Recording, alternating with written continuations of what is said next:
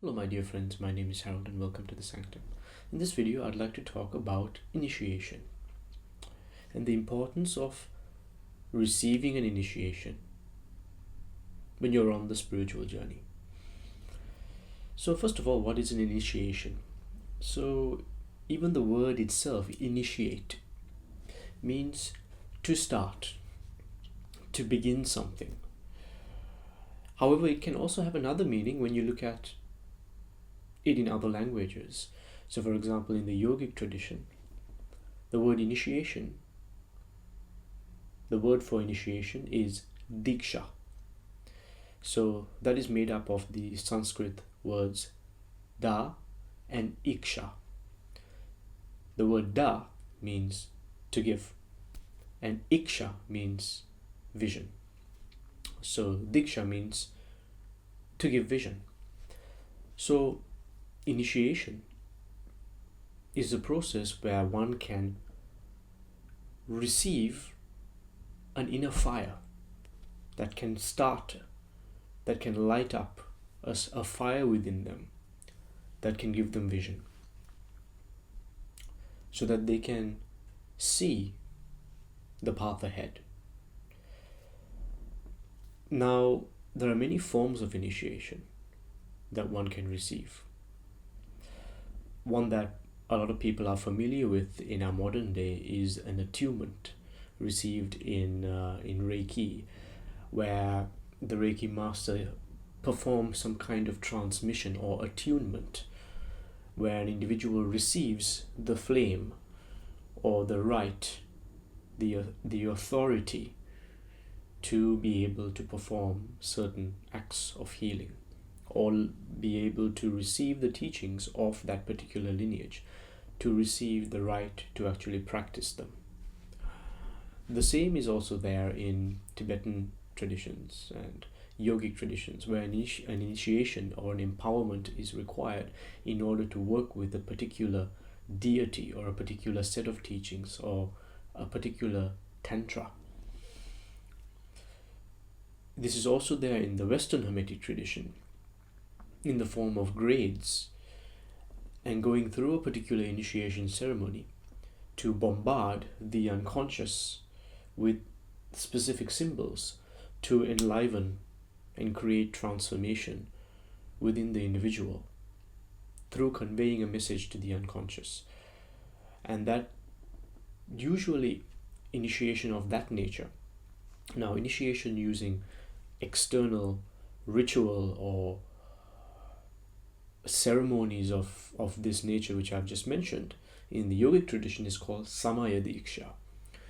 And this is any kind of initiation where external objects, tools, yantras are used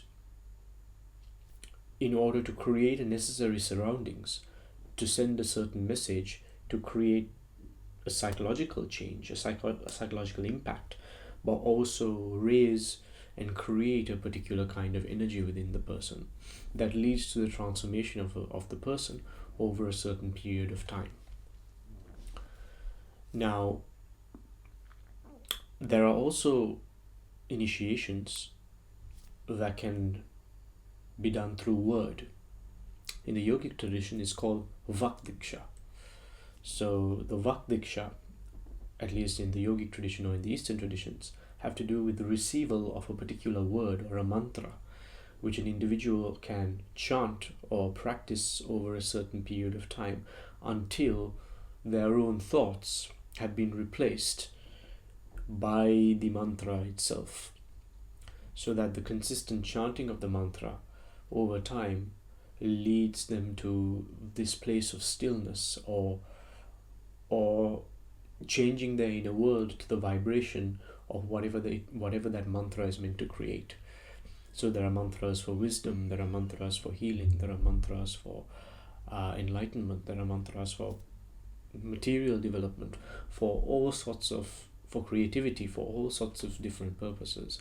And the initiation may impart that mantra so that that particular seed that the mantra is can develop over time, leading to the transformation of the individual.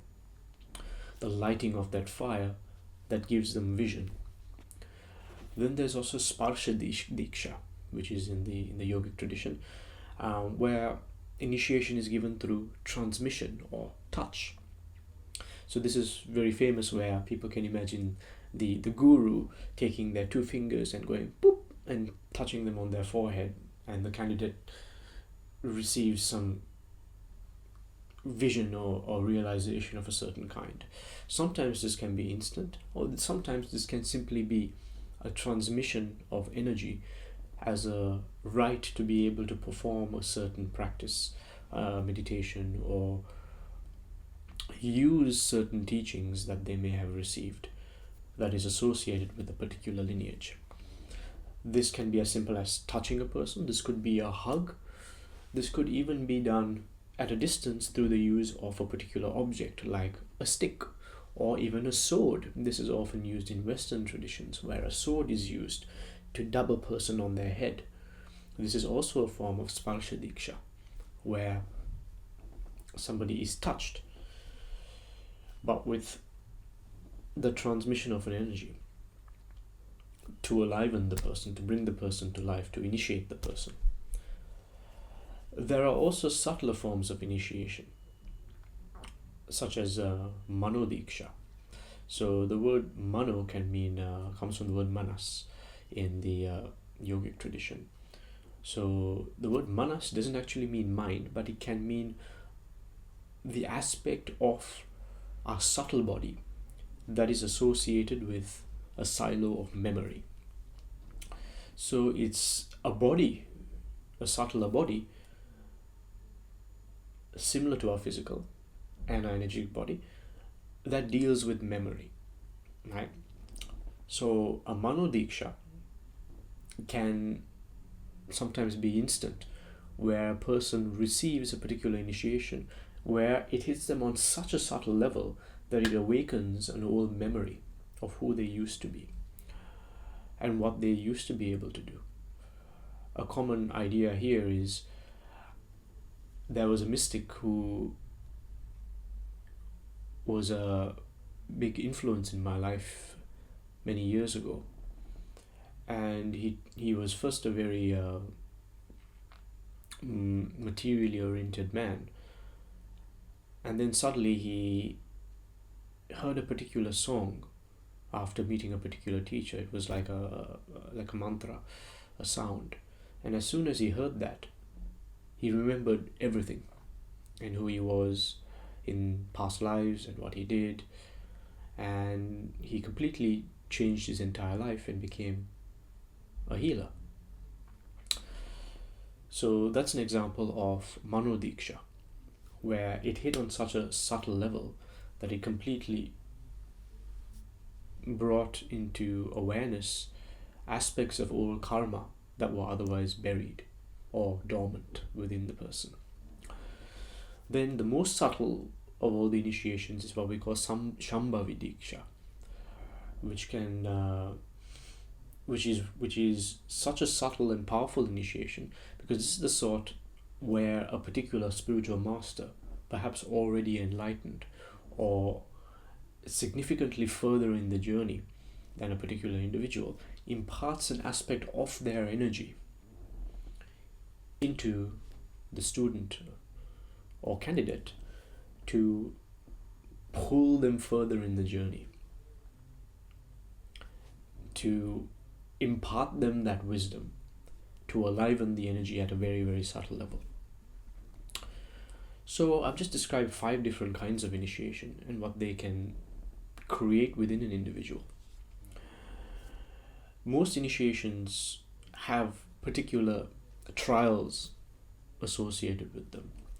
Trials as in certain things that need to shake an individual so that they wake up and embody the teachings that that particular initiation is imparting upon them. Because it's the changes within ourselves that leads us towards union with the divine. And that may require shedding all aspects of ourselves that are not serving us. So sometimes initiations are accompanied by serious tests by the universe. But it's those tests that cause us to grow. So I hope you enjoyed this video. If you did, please give it a like and subscribe, and I shall see you in my next video. Peace.